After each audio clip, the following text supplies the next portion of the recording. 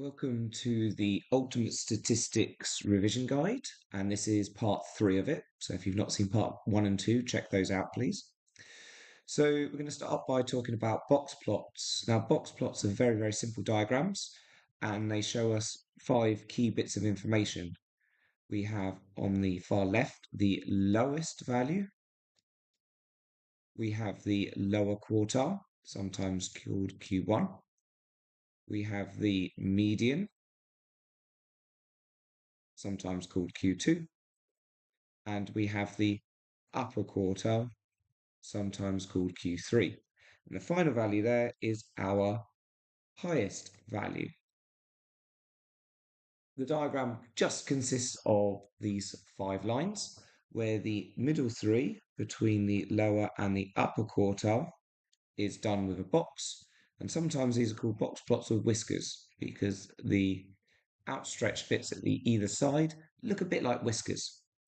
Now, it's quite useful, these diagrams, because between each line is 25% of the data.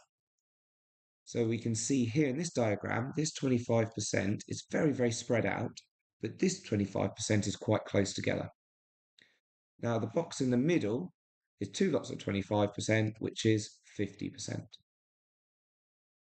We can also use them to clearly see where skew is. So a normal distribution where it is symmetric about the median, the box lines there and there to either side are the same distance away. Now, if it's stretched out to the right, we say this is positive skew. And if it's stretched out to the left, we say it is negative skew. We can also plot outliers on our box plots. So if we go back, if we have an outlier that's above the highest value that we've removed, we will write an X there. Again, if there's an outlier below the lowest value, or the new lowest value, I should say, once we've removed it, we put an X that side there. So the way we calculate it is this outlier is considered to be 1.5 times the interquartile range, either below, so subtract from the lower quartile, or above the upper quartile. So we're now going to calculate some of those outliers. So here it's asking us to find any outliers in this set of data. So the first thing we need to do is find our lower and upper quartile. So my lower quartile is going to be when we are 1/4 the way through our data. Now, remember, we're going to be using this n+1 because this is discrete data. So we've got 1, 2, 3, 4, 5, 6, 7. So we're going to do 7 plus 1 over 4, which is going to give me 8 over 4, which is 2. So my second value is going to be my lower quartile. So that gives me a lower quartile of 19. My upper quartile is going to be when I'm 3/4 the way through the data. So it's going to be 3/4 of n+1. So it's going to be 3/4 of 7 plus 1. 7 plus 1 is 8. 3/4 of 8 is 6. So my sixth value is 26. So I've got an upper quartile of 26. So I now need to work out my interquartile range. That's going to be 26 take away 19, which is going to give me an interquartile range of 7. So I now need to see what my lower limit is. If any values fall below this lower limit, they're considered outliers. So it's going to be the lower quartile, take away 1.5 lots of the interquartile range. So it's going to be 19, take away 1.5 times by 7. 19, take away 10.5, which is going to be 8.5. So no values are below 8.5. So we have no outliers below. My upper limit. So we're going to do my upper quartile plus 1.5 times my interquartile range, which is going to be 26 plus 1.5 times by 7, which is going to be 26 plus 10.5, which is going to be 36.5. So my limit is here. Now there's one value above that limit. So 38 is an outlier. So if we were plotting this on a box plot, my new highest value would be 26, and the 38 would be marked with an X on the box plot. Something that is closely linked to box plots is the cumulative frequency graphs. So here we've got this curved graph going from 0 up to a value up here of 8,000 or less, being 48 people.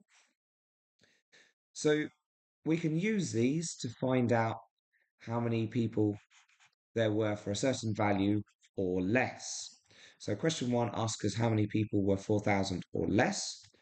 So what we do is we get our ruler, we draw up from our line till we hit it at 4,000. We then draw across and read it off.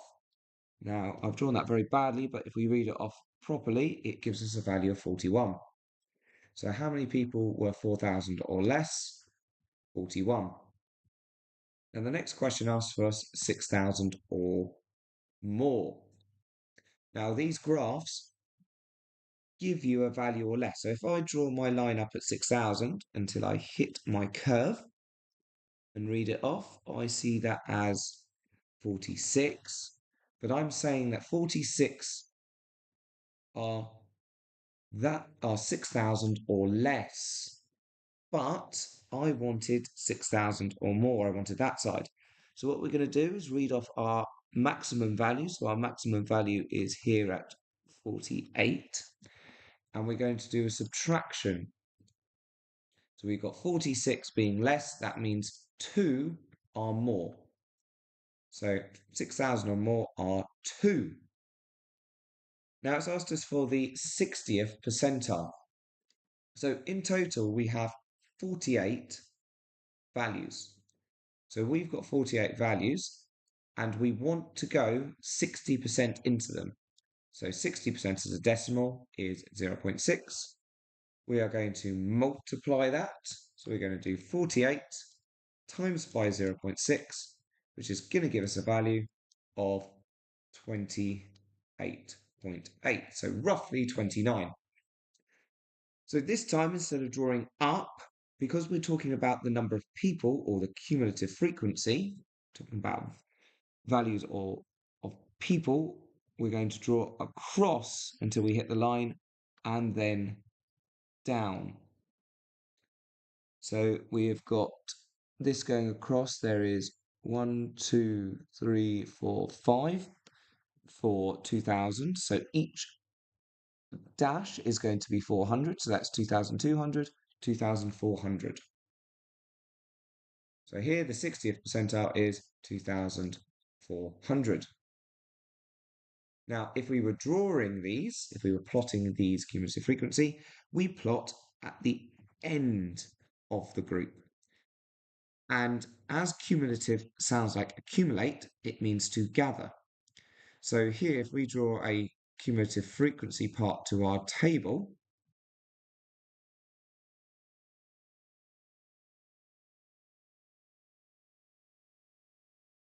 we add the previous values together. So we start off with just 2, and now we're going to add this 9 to our 2, which gives us 11. We're going to add this 23 to our 11, which is 34. 31 to this 35, 65. 27 to this 65, which is 92. And then 8 onto this 92, which is 100. So we're going to plot the end of the group against this cumulative frequency. So we're going to go across to 20, up to 2. I think it's there. Next one is 40 up to 11. 40 up to 11. 60 to 34. 60 to 34, I think is about there. Excuse if it's slightly off. Now, 80 to 65, 80 up to 65, which is roughly there. You do need to be a bit more accurate than I'm being in your exam, but your graph will be bigger than mine, so it should be easier. 100 to 92, so 100 up to 92, which is about there. And finally, 120 to 100, 120 up to 100. Now we draw a smooth curve through all these points. Do not join them up dot to dot with your ruler. And therefore we've drawn our cumulative frequency. We can also have a cumulative step polygon. So this is for discrete data. Now these values go up the number. So here, one person high was at 0. Then at number of goals, so one goal, we get up to 6. So one goal or less, there was 6 games of that. 2 goals or less was up to 8, and so forth. So the question here asks for the mode. So that's the most common. So the most common is where it would be the steepest bit of my graph. The steepest bit of my graph is here. That's the longest line I've got. And if I go down and read this off, that's a value of 4.